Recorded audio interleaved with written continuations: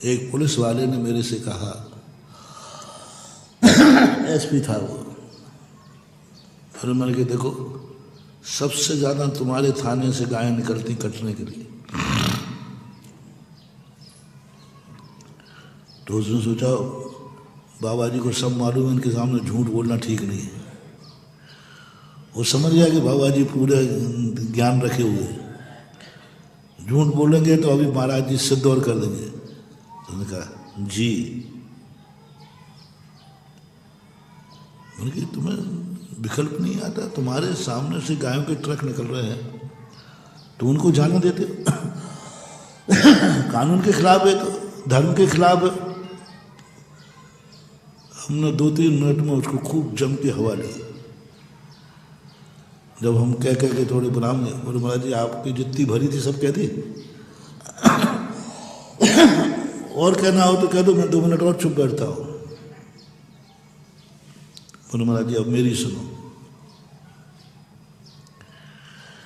मैं आज गुरु के सामने नियम लेता हूँ, जब तक मैं पुलिस में रहूँगा, कहीं भी रहूँगा, मैं अपने थाने की सीमा में से एक गाय कटने नहीं भेजूंगा, एक ट्रक नहीं निकलने दूंगा।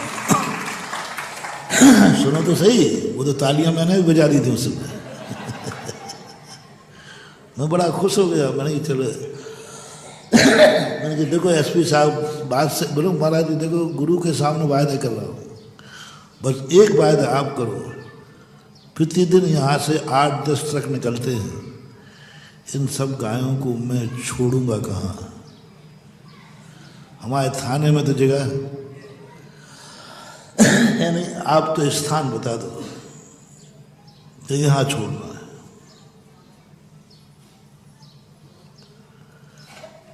वायदा है, आप तो स्थान बता दो कि सारी गायें यहाँ छोड़ना है। अब मुझे 1-8 दिन बताता हूँ। सारी गौशालाओं से मैंने संपर्क किया, बोले महाराज जी पहले ही से ओवरलोड है, हमारी गौशाला 100 लोगों को 100 गायों की हम 300 रखे हैं, आज ही गौशाला देख के आए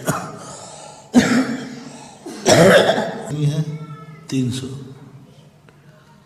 500 गौशाला की व्यवस्था है, गौश गायों की 1000 रखे।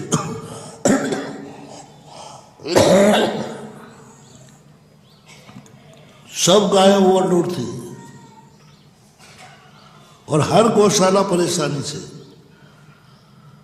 एक भी गौशाला शान से नहीं चल रही है, एक भी गौशाला शान से नहीं चल रही है। गौशालाएं कैसे चलती हैं, एक गौशाला चलाने वालों से पूछो कैसे चलती है। आज पूरी कहानी सुन के आया, कैसे गायों की सेवा करते, 100-100, 50-50 रुपए की मांगना पड़ता है।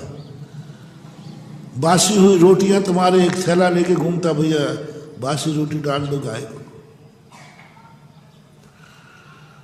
कोई अभी तक ऐसा नहीं हुआ कि 10-50 लोग कहे कोई गायों के लिए भीख नहीं मांगोगे, गायों पर जितना खर्च आएगा हम उठाएंगे। कोई नहीं, सब गौशालाएं तंगी में चल रही हैं। जितनी गौशाला में सुविधा होना चाहिए वो सुविधा ना के बराबर है। उनके खाने का भूसा देखो, उनके रहने का स्थान देखो, माँ के लायक स्थान नहीं है, पशु के लायक तो है। आपकी गौशाला पशु के लायक तो है, लेकिन माँ के लायक नहीं है। बोलो गौ को पशु में डाल दूं कि माँ में डालूं?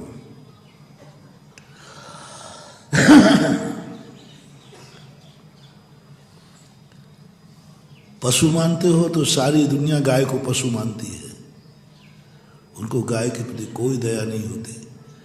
गाय दूध देना बंद करती है, सीधे कट्टी खाने सीधे कट्टी खाने जाते हैं, सीधे कट्टी खाने।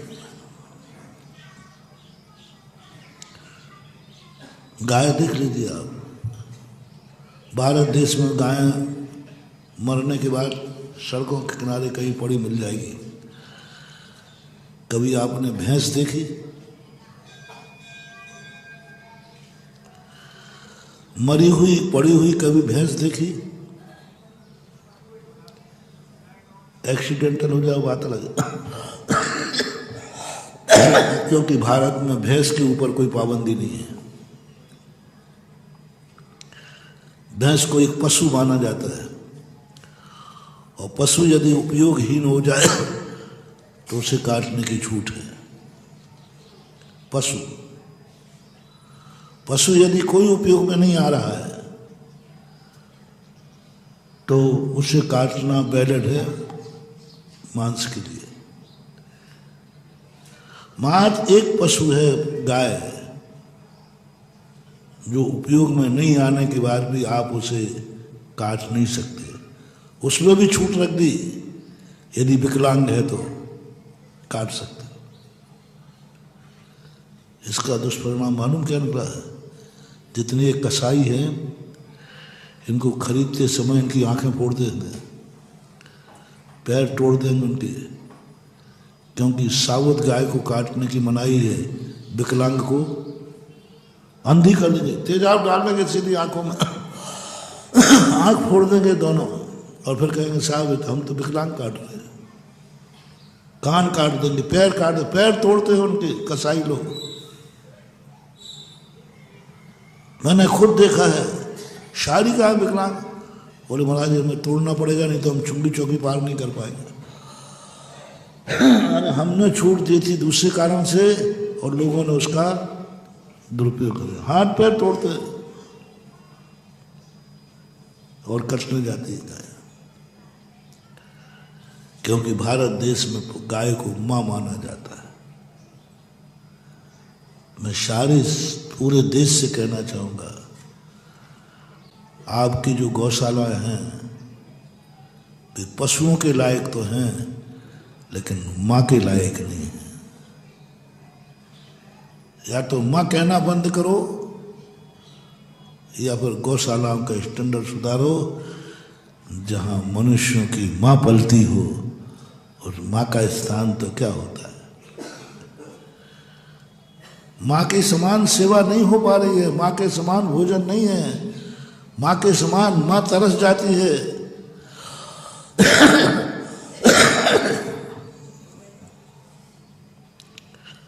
आज भारत देश में सबसे ज्यादा यदि गरीब कोई है तो गौशाला है, मधुशाला नहीं। गौशाला सबसे ज्यादा गरीब है, क्योंकि वही माँ की गौशाला है। मैं कहता हूं भारत के CSR वालों से फंड निकालना है, ईमानदारी से कम एक एक सेठ, एक एक कंपनी वाला एक एक गौशाला गोद ले हुए हैं।